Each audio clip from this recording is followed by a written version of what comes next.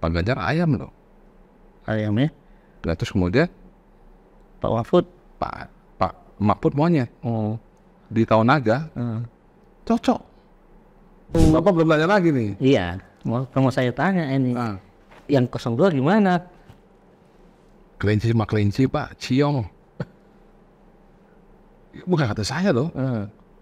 Ini kata Podcast Info Indonesia kali ini kita kehadiran tamu istimewa yang mungkin banyak masyarakat Sumatera Selatan tidak mengenalnya, tapi dia cukup terkenal dan ada di mana-mana. Langsung saja kita berkenalan dengan Bapak Yahya Maya Sakti selaku Ketua Tim Pemenangan Daerah Ganjar Mahfud Sumatera Selatan. Selamat datang Pak Yahya, terima kasih kehadirannya. salam senang. Salam satu Sejahtera. Ya. Langsung saja kita ke pokok dan temanya Pak. Ini terkait Pilpres 2024. Bagaimana dinamika Pilpres saat ini Pak, perkembangannya? Pilpres sekarang ini kan banyak survei. Surveinya banyak mengklaim. Klaim 1, klaim 2, klaim 3. Saya termasuk orang yang tidak percaya survei. Karena terkadang kita jenuh dengan survei-survei yang ada. Seperti itu kira-kira dinamika. Dan kemudian 2024 ini menarik lah. Bahwa perlawanan, kemudian sengatan, kemudian hujatan, ada pujian juga yang ada di ini. Nah, ini kan berlomba-lomba untuk melakukan manuver di mana jargon-jargon saya dari 03 tentunya juga memberikan jargon juga untuk Pak Ganjar, seorang calon presiden yang dengan komposisi Pak Mahfud sebagai wakilnya, komposisi yang tepat, kemudian juga pengalaman, usia, itu mumpuni untuk membangun bangsa yang besar. Bangsa kita bangsa yang besar ya. Iya. Dari zaman dulu dan dulunya memang besar semua. Walaupun memang banyak pertempuran memperebutkan kekuasaan. Ya, saya kira 2024 ini ada yang menarik, ada yang mendukung dengan kekuatan yang luar biasa. Tapi ingat, terkadang Tuhan mempunyai pilihan yang tersendiri. Ada jalan Tuhan juga. Gak bisa juga melibatkan cuma manusia, tapi juga ternyata ada jalan Tuhan yang mengarahkan ke sini. Karena seperti yang saya lihat, Pak Ganjar sendiri punya konsep. Dia sudah memikirkan jauh ke depan tentang hotel haji dan umroh di Mekah. Dan ini menjadi suatu terobosan. Belum pernah terjadi pemerintah Indonesia atau seorang presiden yang ingin dan berniat untuk membangun hotel umroh dan haji. Niat yang luar biasa itu harus kita apresiasi, bahwa ternyata Pak Ganjar memperhatikan secara ukhrawi, bahwa Pak Ganjar memahami keluh kesahnya para jamaah haji yang menunggu terlalu lama dan harga terlalu tinggi. Nah, konsep Pak Ganjar ini adalah konsep ukhrawi. Dia boleh nasionalis, ternyata seorang nasionalis yang ternyata berpikir untuk amal jariahnya, ya, untuk amal jariah pribadi dan keluarganya, amal jariah bangsa juga, kan luar biasa ya. negara kita yang besar ini bisa membangun peradaban baru ya, membangun hotel haji di sana di Mekah. Peradaban yang memungkinkan kita bisa menguasai perekonomian. Kalau hotel haji dibangun di sana dan umroh, bayangkan pendapatan dari hasil daripada umroh haji yang 10.000 per hari, 10.000 sehari, itu menghasilkan puluhan triliun. Kalau kita balik lagi ke soal Pilpres ini, di Sumatera Selatan ini kan sebagai ketua TPD, itu berapa target kemenangan untuk Ganjar Mahfud ini, Pak? Kalau target menang aja udah cukup. Menang cukup, bagi saya cukup, karena memang beberapa ketua-ketua ya, ternyata teman-teman saya lama juga. Jadi saya ngambil bonggol-bonggolnya saja udah saya bisa kelihatan itu. Nah, dari target itu kita harus menang. Berarti tentu ada beberapa kendala yang harus dihadapi. Sudah ada pemetaan untuk itu? Ya, memang pemetaan ini nampak memang belum ada parameter ya. Dimana parameternya itu kan kita juga harus melihat dari sisi medsos ya. Milenialnya bagaimana? Karena kalau kita melihat dari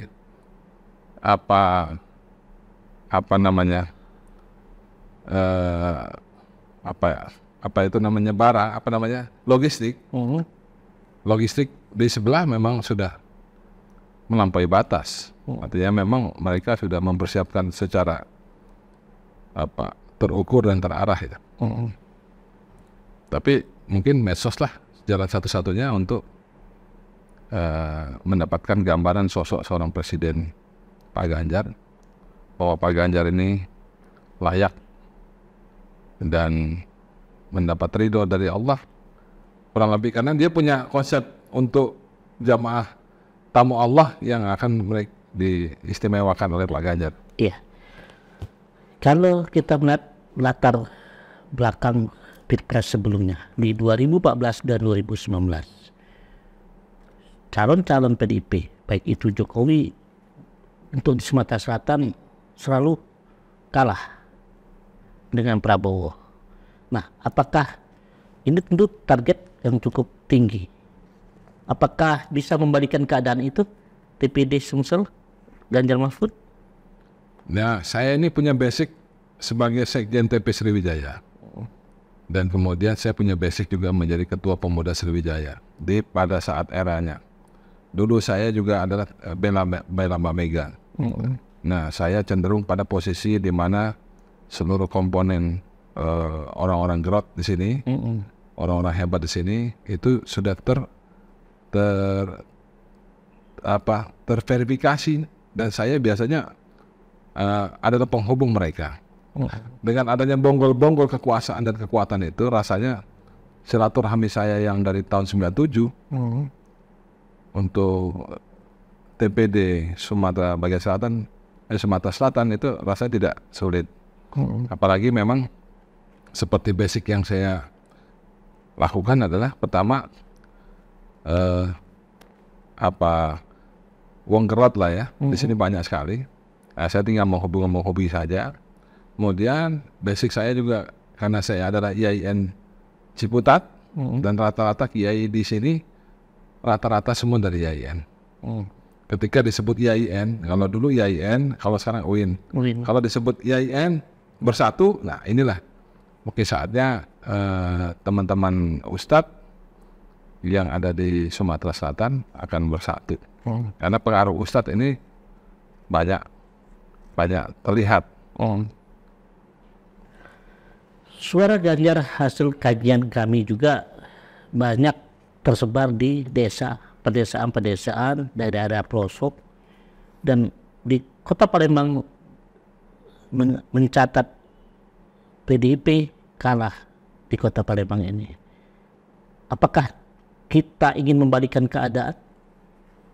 Ya, kalau dari hasil survei seperti itu kan tentunya juga kita tidak akan tidak lengah lah ya, tidak tinggal diam juga. Makanya kita gencar. Mungkin langkah-langkahnya tidak logistik, tapi bagaimana cara langkahnya itu kekeluargaan. Dan kemudian ya paling satu-satunya jalan ya sudah medsos yang kita akan kuatkan. Karena medsos itu adalah komunikasi yang bisa disampai ke hati ketika memang menempatkan posisi brandingnya pas. Nah, tinggal medsos itulah yang membuat suasana hati bisa sejuk, bisa enak, bisa memahami. Hanya cuma itu aja. Yang kalau serangan ke pelosok-pelosok itu rasanya sudah dilakukan oleh partai-partai pendukung dan mereka sudah bekerja keras. TPD juga saya kira memang penguatannya di medsos, penguatannya di pribadi-pribadi, kemudian penguatannya di TPC yang 17 kabupaten, kemudian penguatannya lagi nanti di posko-posko di Kota Palembang 107, kemudian penguatannya nanti di relawan milenial, karena yang saya sering sambangi adalah milenial. Mereka saya berikan gambaran tidak menjelekkan orang lain dan kemudian berupaya positif membuat ide-ide untuk Sumatera Selatan agar ketika menang Pak Ganjar Mahfud, ide itu akan terrealisir di Sumsel. Karena itu branding apa, Pak? Branding apa yang disampaikan untuk Ganjar Mahfud ke masyarakat Sumatera Selatan? Pak Ganjar dan Pak Mahfud ini kan seperti yang saya sudah ungkapkan bahwa dia akan membuat hotel haji dan umroh. Kalau itu hotelnya berdiri di Mekah, maka tentunya ada BLK di Sumatera Selatan yang berdiri, dan jumlah nilai BLK internasional itu biasanya sampai dengan jadi itu 500 miliar. Bayangkan itu multi efeknya untuk sebuah BLK berdiri di Sumsel itu multi efek ekonominya tinggi sekali. Bisa menghasilkan OB, bisa menghasilkan tenaga expert, bisa helper, bisa bisa macam-macam, bumbu masak segala macam, supir. Nah, BLK internasional itu tidak hanya untuk Saudi Arabia, tapi untuk negara lain juga bisa. Artinya itu salah satu dari haji ini sebagai produk lah yang ditawarkan oleh Ganjar Mahfud ini, Pak. Iya. Konsep sebenarnya seperti apa, Pak? Konsep untuk haji ini, Pak? Kok bisa sampai 20 tahun bisa nanti bisa gratis listriknya? Jadi coba itu ya para pemirsa ya, coba dihitung di rumah, coba buka kalkulator, ya, hitung 10.000 satu hari, berangkatlah dari negara Indonesia, berangkat ke Saudi Arabia, itu inap di tempat lain. Kalau kita punya hotel sendiri kan luar biasa. Coba dihitunglah 10.000 kali 15 juta itu tiket. Tiket bolak-balik 15 juta. 10.000 sehari. Kalau saya sudah hitung, sudahlah itu totalnya 49 triliun setahun. Kalau untuk hotel, setelah saya hitung setahun, 10.000 itu adalah jumlahnya sama dengan 20 triliun. 20 triliun. Kalau untuk catering, nah sebutlah berapa. Belum transportasi bus ya. Multi efeknya luar biasa. Pak, jangan lupa di hotel ini bisa kita beli atau kita sewa. Kalau beli atau kita bangun. Saran saya mungkin jalan praktisnya ada beli. Nah, jangan lupa Pak Rahmat bahwa uang kita untuk haji ini sudah tersedia 168 triliun. Kalau sampai sekarang itu digunakan oleh pemerintah berupa bentuk sukuk dan SPSN, itu digunakan untuk jalan dan jembatan dan kampus-kampus di Diknas maupun di Departemen Agama. Kalau itu difokuskan untuk hotel haji, tidak terlalu banyak. Karena tupoksinya bawa uang itu untuk haji. Nah kalau COVID kena 4 tahun kemarin kan berhenti semua tuh. Nah, tapi kalau misalnya hotel haji itu kan kalau kita lihat di situ ada hotel yang mau dijual. Nilainya mungkin sekitar 8 sampai dengan 15 triliun. Kalau itu kita beli, kemudian kita langsung masukkan 10.000. Nah, seperti yang saya bilang, kalau itu total saja 20 triliun dibagi 230.000 jamaah haji, maka subsidi yang didapat ada 40 juta. Kalau sekarang 93 berarti turun 40 juta. Hanya dengan 8 sampai dengan 15 triliun. Pak Rahmat jangan lupa uang haji dipakainya berapa sekarang? Hampir full. Berapa itu, Pak? Saya nggak bisa ngomong secara gamblang, tapi hampir full itu artinya hampir habis. Artinya digunakan oleh Dari total berapa? Dari 168 triliun itu hampir mungkin tinggal 2 kali penerbangan lah. 180 triliun. 168 triliun. 68 triliun. Ya, itu namanya sukuk dan kemudian dijadikan namanya SBSN. Iya. Kalau kita gunakan cuma hotel haji untuk prototipe pertama saja dengan 8 sampai dengan 15 triliun, hasilnya 20 triliun setahun. 1 tahun loh Pak Rahmat. Belum penghasilan dari untuk penerbangan misalnya Garuda lah ya. 15 juta kali 10.000 kan totalnya 49 triliun. Nggak mungkin Garuda bangkrut. Tapi faktanya bangkrut. Nah sekarang saya mau nanya, kenapa masih Garuda nggak pakai Garuda? Tapi faktanya juga yang lain-lain. Saya nggak tahu. Mungkin Pak Rahman nanya kenapa pakai yang lain. Iya. Kalau saya berpikir kenapa nggak masih pakai Garuda? Asuransi gimana? Nah, asuransi haji ini kan memang harus yang jadi leader itu adalah BUMN, jangan asuransi Swasta. Swasta. Karena mohon maaf kemarin tuh yang meninggal 800 orang Pak Rahmat. Yang menang adalah perusahaan swasta. Kecil lagi. Ya, mohon maaf. Kapan dia mau bayar itu? 800 orang yang meninggal Pak Rahmat. Dan kemudian kalau bisa Kalikan berapa kalau 800 nilai? kali misalnya kali 50 juta, Iya. kali 100 juta berapa? 800 ya, Ya, sekitar 40 triliun. 40 miliar. Miliaran ya. Iya, Nanti iya. itu kapan mau dibayarnya? Saya mau nanya, kalau asuransinya pakai BUMN, kemudian coveringnya banyak, dan untuk asuransi saya kira tidak perlu di tender. Kasih aja, karena perusahaannya mumpuni, dan kemudian kan dia adalah BUMN. Kasihlah BUMN. Nggak perlu pakai di tender. Tendernya gampang. Oh, punya perusahaan, punya nilai equity-nya sekian, punya tempatnya banyak, ini udah menang. Kalau tempatnya cuma satu, misalnya BUMN punya 38 provinsi, yang menang satu tapi punya cuma di Jakarta tuh kan kita malu. Gimana ceritanya kok bisa menang? Itu loh. Kalau pengelolaan haji ini memang sesuai apa yang disampaikan oleh Pak Yahya tadi, yakin bisa 20 tahun menendang gratis? Gratis lah. Pak Rahmat penghasilan kita 20 triliun loh. Nah, subsidinya udah 40 juta tuh kalau dibagi. Besoknya udah untung lagi Pak. Udah untung udah berapa tuh potongannya. Nah, kemudian seperti itu. Ya artinya begini, bahwa kita meninggalkan jejak pada posisi amal jariah Pak Rahmat. Artinya memang amal jariah ini ya kita meyakini bahwa kita akan selesai. Tapi kan kalau amal jariah inilah yang kita gaulkan bahwa ini harus jadi nih. Saya bilang Indonesia masa Pak, Malaysia sudah ada Pak, Mesir sudah ada Pak, Pakistan sudah ada Pak, Aceh sudah ada Pak, Aceh sudah ada. Kok Indonesia belum ada? Nah harusnya kan seperti itu. Ini captive market kok Pak. Aceh itu kalau setiap kali keberangkatan dikasih 10 juta kok. Berapa kloter itu dikasih.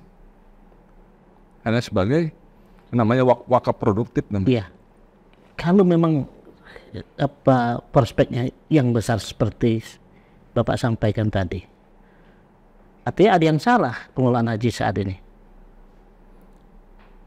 Ya kalau ada yang salah, saya kira tidak ada yang salah. Cuman karena saya ini adalah entrepreneur, melihat peluang ini, dan saya ada di dalamnya, dan saya sudah berlatih panjang. Nah sekarang saya serahkan nih, ini jalan keluarnya untuk pelaksanaan haji umroh, ini untuk negara. Ini wakaf, makanya saya bilang, saya ini mewakafkan diri ilmu saya untuk ini. Dan kemudian Pak Ganjar mendengar, mencermati, dan menangkap. Nah hebatnya Pak Ganjar seperti itu. Bagus sekali nih katanya. Saya pernah berdiskusi nih sama Pak Anggito Abimanyu juga di DPR. Saya menarik ini. Kemudian saya nggak nyangka tiba-tiba besok disampaikan nih saya mau bangun hotel haji. Setelah dari Palembang, 2 hari setelah itu dia sampaikan di Muhammadiyah, dia sampaikan. Itu kita menjerit juga. Takbir juga itu. Ya ampun hebat. Berdahsyat, Masya Allah saya bilang Pak Ganjar. Di luar ekspektasi saya. Bahwa dia sampaikan. Dan itu gagasan yang sebelumnya baik. Konsep yang disampaikan ke Pak Yahya pernah disampaikan nggak ke pemerintah sekarang atau yang sebelumnya? Dan diterima tidak? Saya sudah sampaikan. Tapi ya mungkin nampaknya memang berbeda pandangan. Karena sebenarnya kalau ini kejadian hotel haji itu dibangun hotel untuk umroh, Pak Rahmat kalau jadi presiden dianggap separuh dewa Pak. Pak Rahmat bisa membangun hotel haji dan umroh, akan dianggap separuh dewa Pak. Kenapa? Loh Pak, ini bicara gratis loh Pak besok. 20 tahun ke depan itu gratis loh. Nggak kaleng-kaleng loh. Ini captive market loh. Sama seperti tambang ini, tambang emas, tambang ini.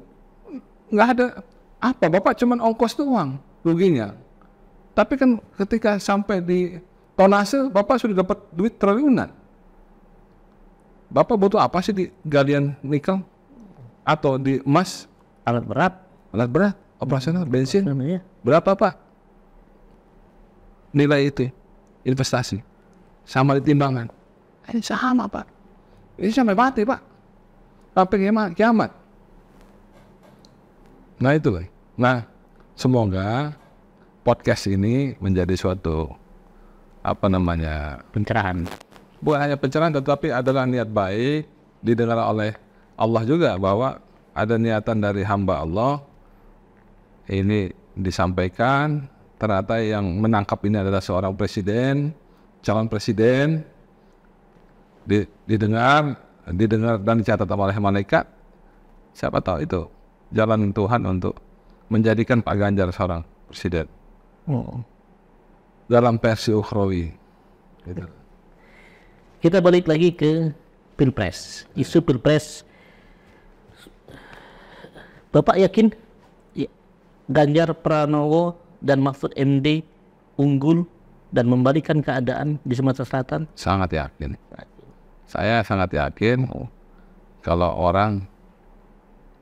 kita diskusi sama orang yang suka tahajud kan, atau namanya diskusi langit kan, wah nampak jelas kemenangan itu ya secara metafisika. Jangan lupa ya, kalau dari bahasa Cina, bahasa Sio nih, Pak. Pak Ganjar ayam loh. Ayam ya. Nah, terus kemudian Pak Mahfud, Pak Mahfud monyet. Di tahun naga, cocok.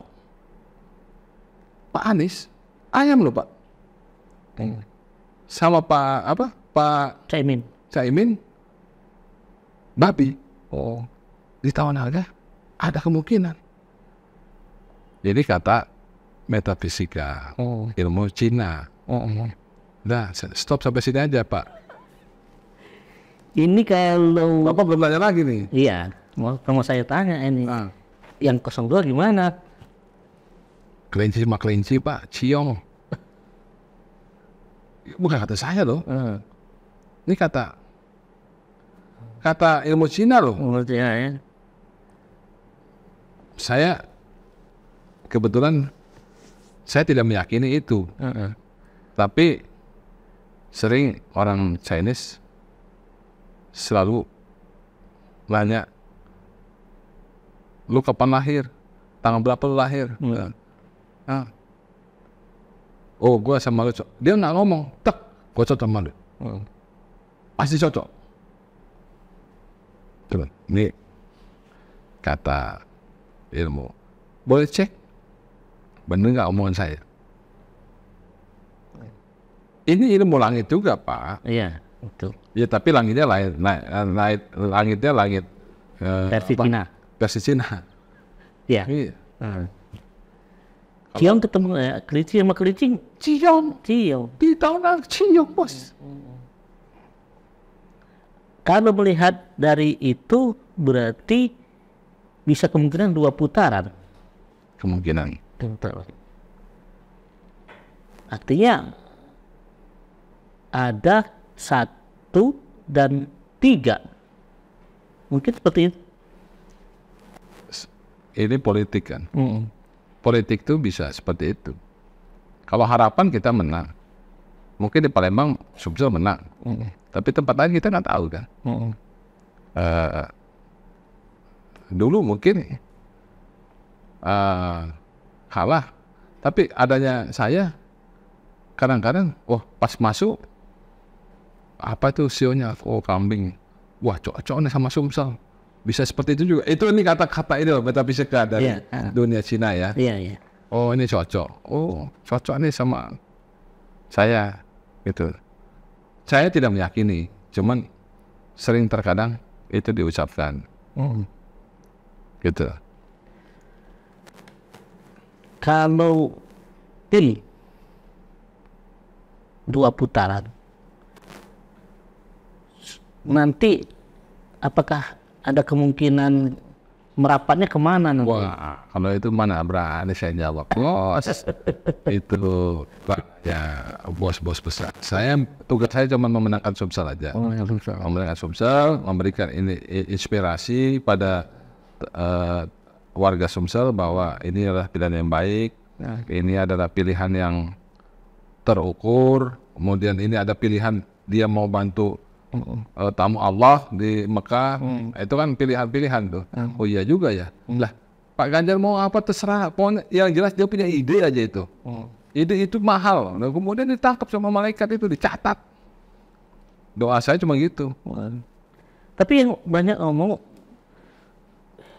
nomor 2 itu diyakini 1 putaran karena dekat dengan kekuasaan. Kalau tadi saya lihat Pak, Kleje sama Kleje ciong Pak. Ciong ternyata. Kita nggak ngerti ya. Kita nggak tahu jalannya bagaimana. Tapi percaya tidak percaya, nampaknya agak akurasinya agak tebel itu. Agak mengarah ke situ gitu. Agak tebel itu. Namanya ciong. Saya punya anak lahir di bulan Mei. Saya Mei kan. Anak sama saya ciong. Gak cocok. Cocoknya teman sama anak saya nomor 2. Dia bisa ngomong. Tapi antaranya ciong. Memang ciong tuh, ya saya nggak bisa meyakinkan itu. Kenapa saya punya ilmu seperti ini? Karena mertua saya kan yang perempuan Chinese kan, yang laki itu orang Pacitan. Jadi kadang-kadang menceritakan tentang ciong dan tidak ciong itu jadi saya melihat ini komunitas antara Chinese lah. Soal netralitas di Sumsel gimana netralitasnya Pak saat ini? Netralitas apa ya? Penegak hukumnya, penyelenggara pemilunya. Saya nggak berani jawab juga itu. Netralitas itu ya mereka dalam pertemuan deklarasi kemarin tegas sekali bahwa netralitas semua, nggak ada yang lain. Tapi saya tidak mau berandai-andai. Mudah-mudahan. Kalau di pusat gimana? Kalau saya lihat yang netralitas dari yang kemarin bertemu itu, rakyat itu selalu menang kok. Ketika sudah rame-rame ya selalu menang tuh lah. Nggak ada yang berani ngebantai rakyatnya. Netralitas teruji dengan netral betul netral. Orang sudah bilang begini bagaimana, nggak akan ada. Itu netralitas, dan itu teruji ketika ada something. Saya yakin itu masih kehendak dari Tuhan Yang Maha Kuasa juga. Kalau diajak debat, teruji nggak Ganjar Mahfud ini? Sama siapa? Dengan dua calonnya? Ya, ilmu dan pengalaman, Pak. Umur, kemudian pengalaman itu kan sudah teruji. Mau debat apa lagi? Kalau ilmu pemerintahan, Ganjar, Pak Ganjar. Kalau ilmu hukum, Pak Mahfud. Pak Mahfud tahu sendiri kan, bersih, tin, tegak lurus, dan tidak ada satupun yang dikategorikan dia melenceng. Tapi KPU katanya nanti nggak ada debat cawapres. Saya nggak bisa berandai-andai juga ya gitu. Itu urusan bos-bos lah itu. Ya kalau saya berharap debat itu ada untuk menunjukkan kualitas ya. Kalau berani duduk ya berani bersikap lah, kan itu. Ya, kan dia pinter, lulusan luar negeri, ya nggak ada masalah.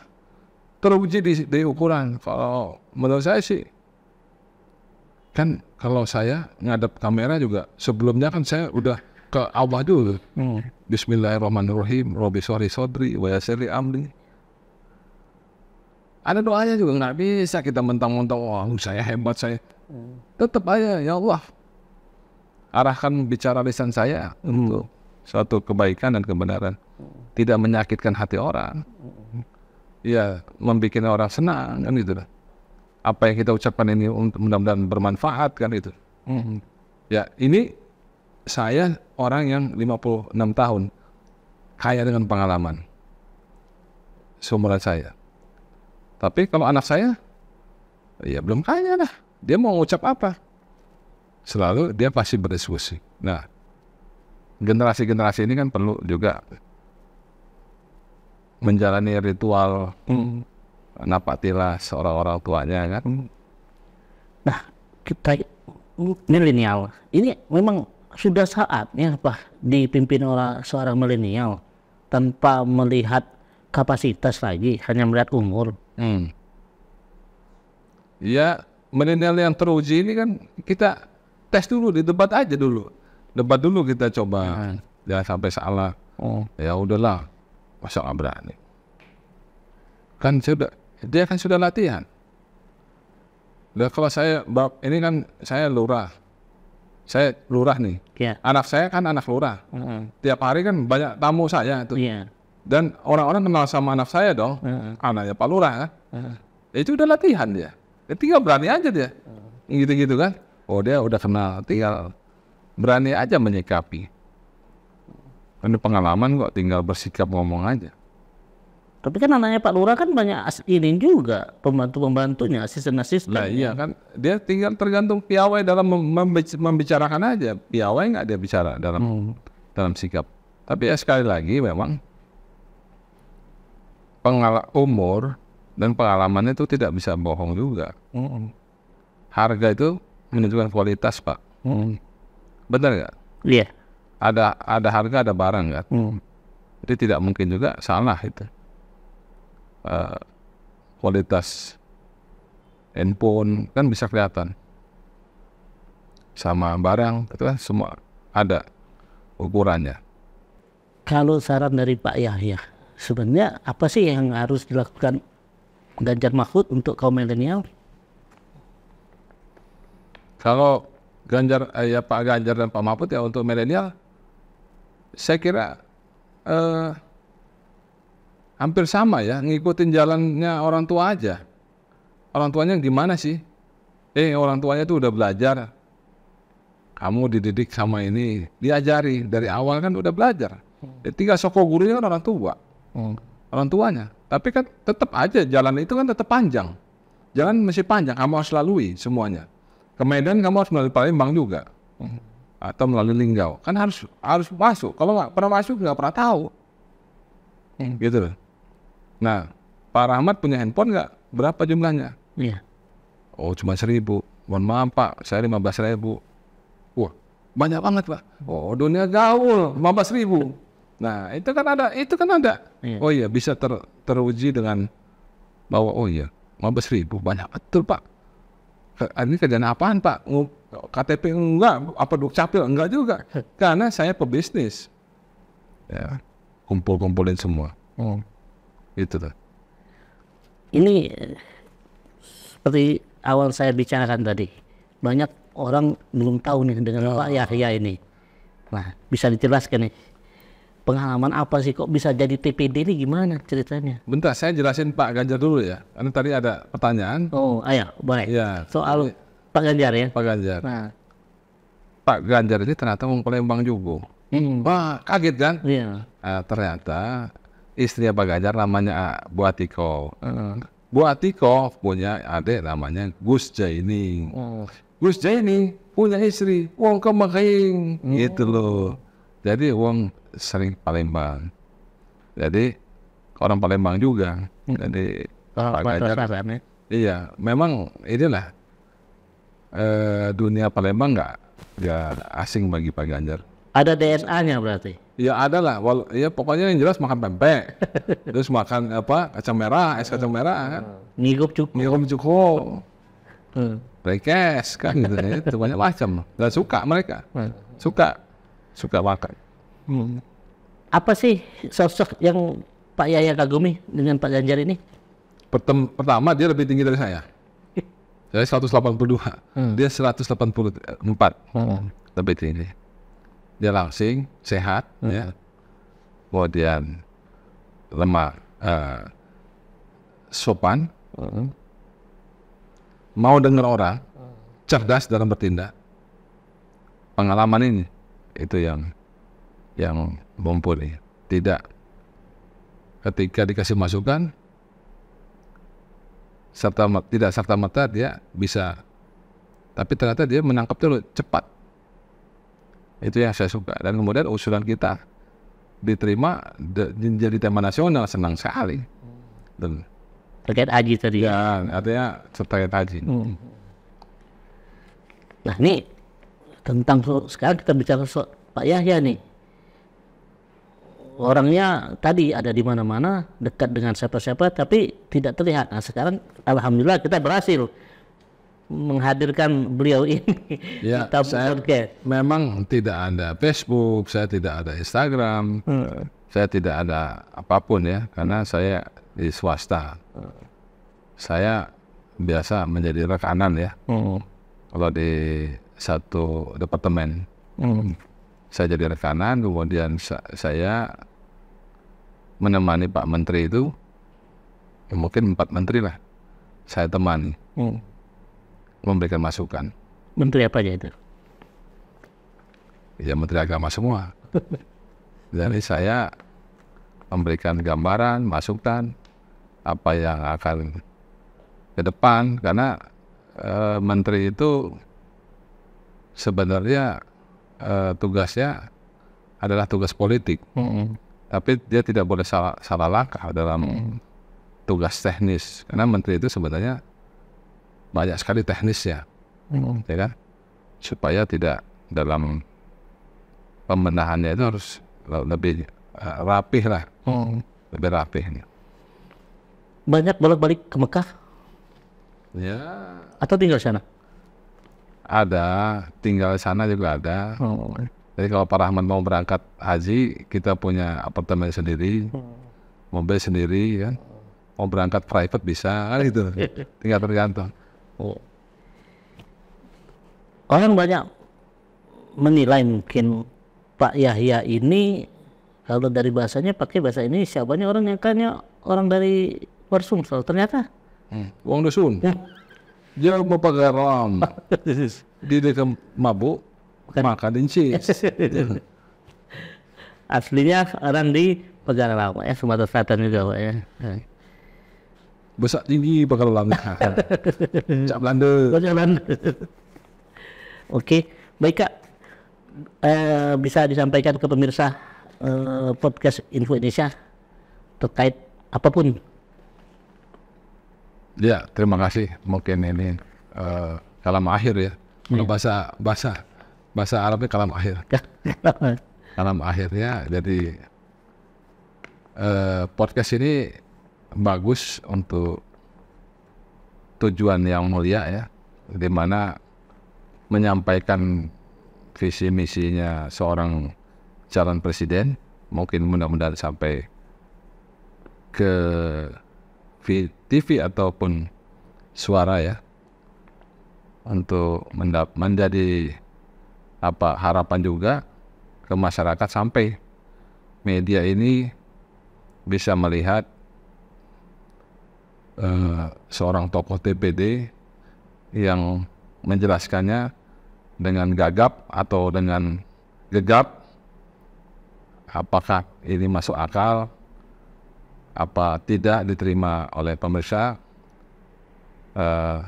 Nanti bisa kita lihat apa yang saya jelaskan dalam podcast ini, mungkin bisa diulang-ulang, apa manfaatnya diulang-ulang, karena bagi saya yang sudah menggeluti 25 tahun di Saudi Arabia, opportunity di Saudi Arabia dengan kondisi perekonomian dan keterbukaan Saudi Arabia memungkinkan kita mempunyai suatu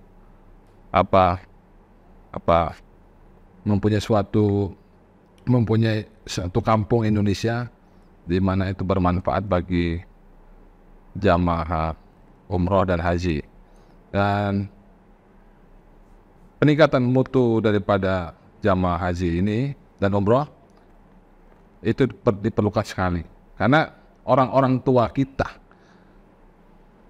teman-teman kita yang tua-tua, bayangkan dia mau berangkat tetapi tertahan. Nah, sekarang kualitas daripada hotel ini dibikin oleh seorang namanya Presiden Pak Ganjar dan Pak Mahfud.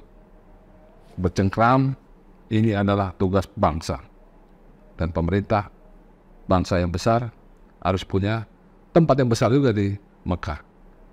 Gitu kurang lebih. Baik, kami akhiri dengan ucapan terima kasih.